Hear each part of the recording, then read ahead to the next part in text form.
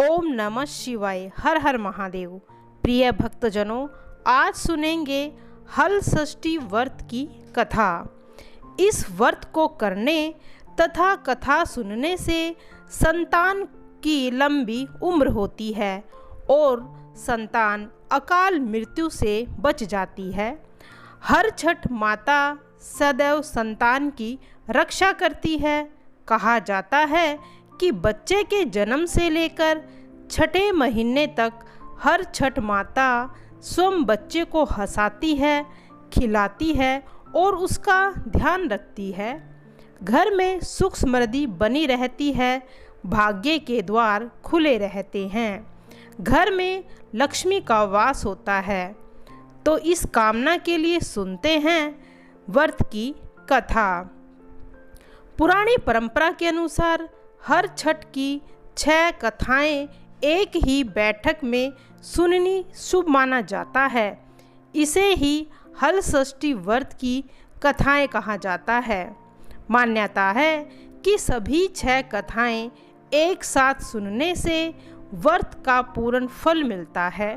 प्रिय भक्तजनों, आपसे अनुरोध है कि आप सभी कथाओं का आनंद जरूर लें। इससे परिवार में सुख समृद्धि बनी रहती है। एक नगर में 2 स्त्रियां रहती थी। दोनों एक ही परिवार की थी। रिश्ते में देवरानी और जेठानी। देवरानी का नाम सुमित्रा था। वह अत्यंत नेक, सदाचारणी और दयालु थी।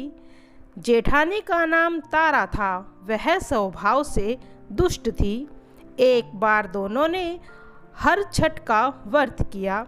विधिवत पूजा पाठ के बाद शाम को दोनों ने भोजन के लिए थालियां परोसकर ठंडी होने के लिए रख दी और बाहर जाकर बैठ गई। उस दिन सुमित्रा ने खीर बनाई थी। अचानक 2 कुत्ते उनके घर में घुस गए और भोजन खाने लगे।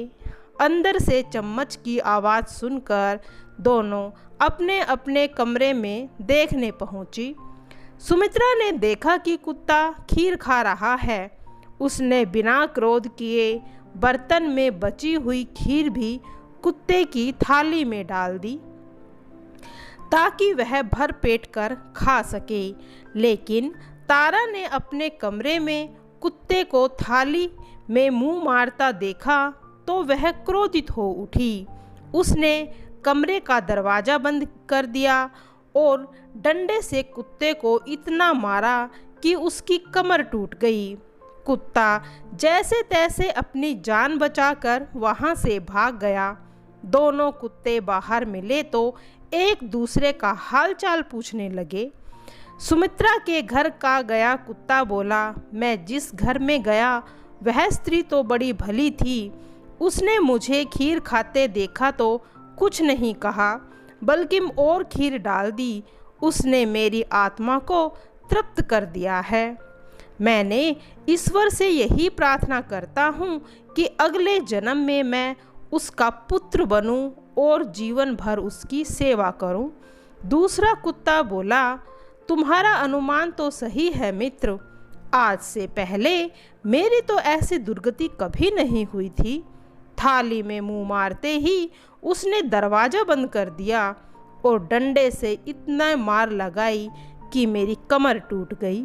मैं ईश्वर से यही निवेदन करता हूँ कि अगले जन्म में मैं इसका पुत्र बनकर इससे बदला लूँ।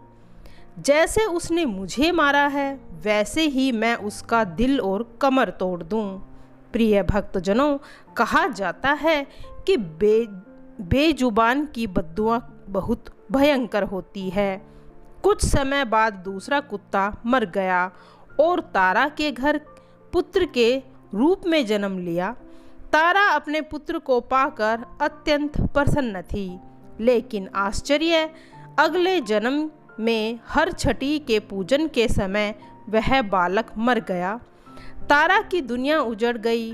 वह दहाड़े मार मार कर रोने लगी। लेकिन यह कर्म 3 वर्षों तक चलता रहा। हर वर्ष पुत्र होता, हर छठी के दिन उसकी मृत्यु हो जाती। तब तारा को संदेह होने लगा कि आखिर मेरे पुत्र की मृत्यु हर छठी के दिन ही क्यों होती है। एक रात उसने स्वप्न में वही कुत्ता दिखाई दिया। उसने कहा, मैं ही बार बार तेरा पुत्र होकर मृत्यु को प्राप्त होता हूँ। तूने मेरे साथ अच्छा व्यवहार नहीं किया था, मैं तो उसका बदला चुका रहा हूँ।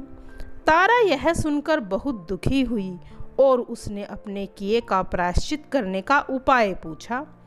तब कुत्ते ने बताया, अब से हर छठ के व्रत में हल से जोता हुआ अन्न तथा गाय का दूध दही मत खाना। होली की भुनी हुई बाल और होली की धूल आदि हर छठ पूजा में चढ़ाना। तब अगले जन्म में मैं तेरे घर में आकर जीवित रहूँगा। पूजा के समय यदि थाली में चुटकी बजा दूँ तू समझ लेना कि अब मैं यहाँ जीवित रहूँगा। तारे ने ऐसा ही किया। हर छठी के व्रत के प्रभाव से उसकी संतान जीवित रहने लगी। तब से संतान प्राप्ति और सौभाग्य के लिए यह व्रत किया जाता है। इस व्रत को करने से छठी माता प्रसन्न होती है। प्रिय भक्तजनों, अब सुनते हैं दूसरी कथा। प्राचीन काल में एक ग्वालन थी जिसका प्रसव काल अत्यंत निकट था।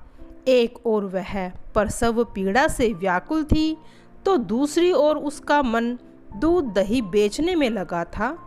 उसने सोचा, यदि प्रसव हो गया और बच्चा पैदा हो गया तो मैं यहाँ दूध दही कैसे बेच पाऊँगी। यह घर में पड़ा पड़ा खराब हो जाएगा। यह सोचकर उसने दूध दही के घड़े सर पर रख लिए और बेचने के लिए निकल पड़ी। किंतु कुछ दूर पहुँचने पर उसे असहनीय पीड़ा होने लगी।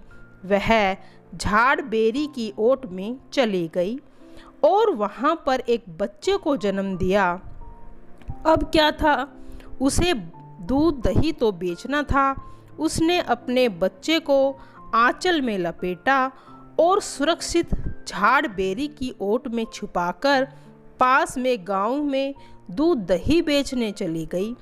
संयोग से उस दिन हल षष्ठी थी।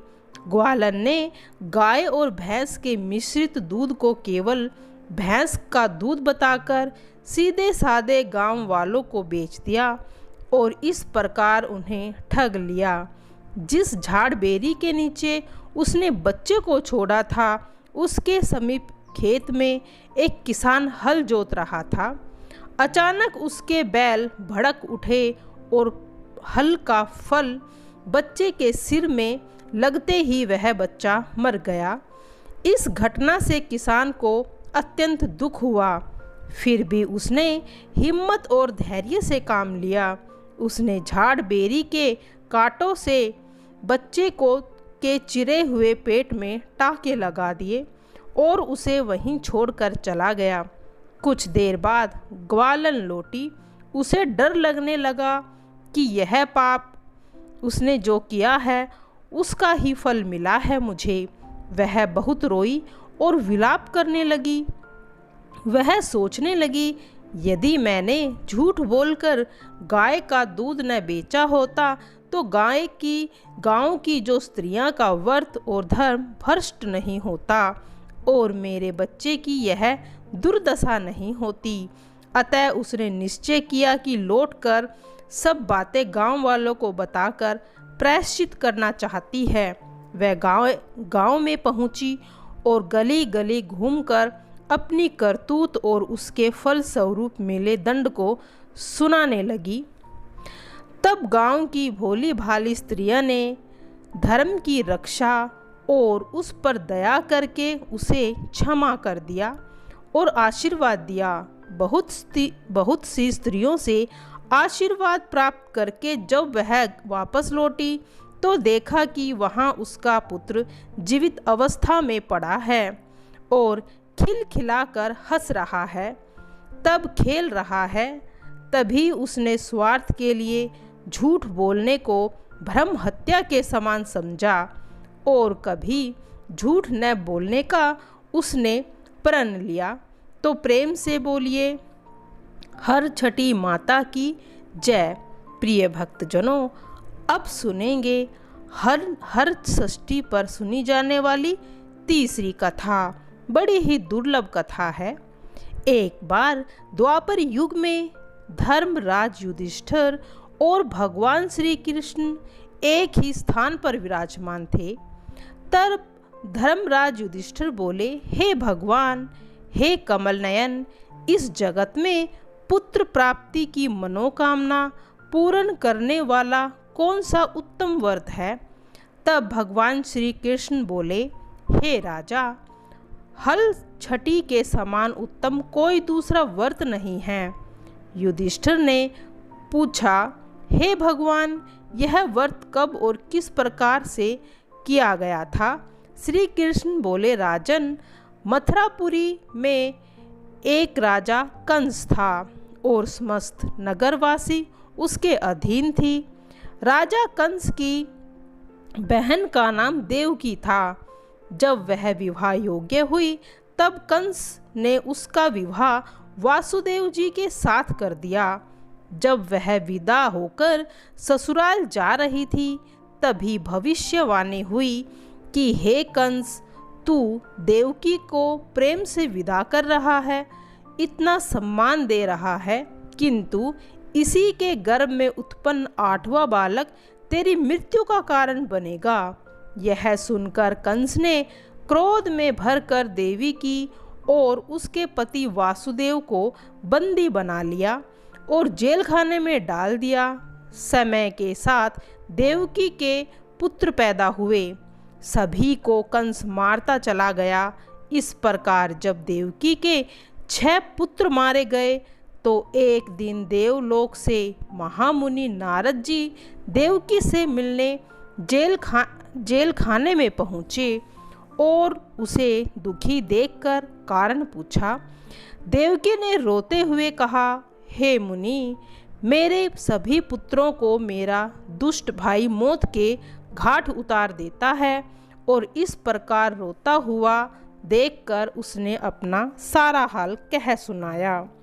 तब नारद जी ने कहा, हे बेटी, दुखी मत हो, तुम श्रद्धा और भक्ति पूर्वक हर छठी माता का व्रत करो, जिससे तुम्हारे सारे दुख दूर हो जाएंगे। तब देवी ने माता की महिमा पूछी। नारद जी ने कहा, हे देवकी, मैं तुम्हें एक पुरातन कथा सुनाता हूँ, ध्यान से सुनो। बहुत समय पूर्व चंद्रवित नाम का एक प्रतापी राजा था, जिसका एक पुत्र था। राजा ने नगर के समीप एक तालाब खुदवाया, परंतु उसमें जल नहीं था। कितना भी जल भरा जाए तुरंत ही सूख जाता था। जलहीन तालाब को देखकर नगरवासी राजा को अपशगुन मानते और बुरा कहते। राजा सदैव दुखी रहता था। वह जानता था कि उसके नगर के वासी उसे अच्छा नहीं समझते। वह दिन रात चिंता में व्याकुल रहता और सोचता कि मेरा धन और धर्म दोनों नष्ट हो गए हैं। एक दिन स्वप्न में वरुण देव ने राजा से कहा, हे राजा, यदि तुम अपने पुत्र की बलि दो तो तालाब में जल भर जाएगा। प्रातःकाल राजा ने स्वप्न की बात दरबार में जाकर बताई और कहा, मैं तो अपने इकलौते पुत्र का बलिदान नहीं कर सकता, चाहे तालाब में जल भरे या ना भरे। राजा की बात सुनकर राजकुमार बोला, हे पिताश्री, मैं स्वयं अपना बलिदान दूंगा, क्योंकि मेरे बलिदान से पिता का यश बढ़ेगा और जनता को सुख मिलेगा। यह कहकर राजकुमार स्वयं तालाब की तली में जाकर बैठ गया और उसके प्रभाव से तालाब तत्काल जल से भर गया और उसकी मृत्यु हो गई। उसमें कमल के पुष्प खिले और वह तालाब उस बालक के त्याग की वजह से अत्यंत पवित्र और स्वच्छ हो गया। सभी जीव जंतु बोलने लगे। चिड़िया की चहचहाट हर जगह गूंजने लगी। राजा ने यह समाचार सुना और दुखी होकर वन को चला गया। जहाँ स्त्रियां हर छठी माता की पूजा कर रही थी। राजा द्वारा व्रत विधि पूछने पर स्त्रियों ने माता की महिमा बताई और पूजन करने को कहा। राजा की बात सुनकर रानी ने उस दिन से व्रत रखकर पूजा करने लगी, जिसके प्रभाव से कुछ समय बाद राजकुमार तालाब से बाहर आकर खेलने लगा। राजा यह देखकर प्रसन्न हुआ और राजकुमार को महल ले गया। इस प्रकार वह राजकुमार धीरे धीरे चंद्रमा की भांति बढ़ने लगा और राजा का यश फैलने लगा। राजा ने राज्य नियम अनुसार उसका राज्याभिषेक किया और वे प्रसन्नचित्त होकर रहने लगे। तभी से रानी प्रति वर्ष हर छठी माता का व्रत करने लगी। द्वापर युग में एक बार हस्तिनापुर में महारानी कुंती अपने पुत्रों के साथ निवास कर रही थी। पांडव वनवास से लौट चुके थे और राज्य में शांति थी, लेकिन महारानी सदा अपने पुत्रों की कुशलता और लंबी उम्र के लिए चिंतित रहती थी। एक दिन विदुर ने उन्हें हर छठी माता के व्रत की महिमा बताई और कहा, महारानी, यदि आप इस व्रत को करेंगी तो माता आपके पुत्रों की रक्षा करेगी और उनके जीवन में जो किसी प्रकार का संकट है वह दूर हो जाएगा। माता कुंती ने विधि विधान से व्रत आरंभ किया और माता का पूजन किया। माता प्रसन्न हुई और वरदान दिया, तुम्हारे सभी पुत्र चिरंजीवी होंगे, युद्ध में उन्हें कोई पराजित नहीं कर सकेगा। कुछ समय बाद महाभारत युद्ध छिड़ा, जिसमें पांडवों को अनेक संकटों का सामना करना पड़ा, परंतु माता के आशीर्वाद से सुरक्षित लौटे। युद्ध के बाद कुंती ने आभार स्वरूप प्रति वर्ष यह व्रत करना अपना नियम बना लिया। तभी से यह परंपरा चली आ रही है कि हर छठी माता का व्रत वीरता, लंबी उम्र और संतान की रक्षा करने के लिए अत्यंत ही शुभ माना जाता है। आइए प्रिय भक्तजनों, अब सुनते हैं हल षष्ठी माता की कथा। जय छठी मैया ऊजे करे वाजे, फरेला खबद से ओ है पर सुगा मेंडराए, मार बोरे सुखवा धन सुख से, सुगा गिरे मुरझाए। जय छठी मैया ऊजे सुगनी जे रोली वियोग से, आदि होई न सहाय। ऊजे नारियल जे फरेला खदब से, ओ है पर सुगा मेंडराए।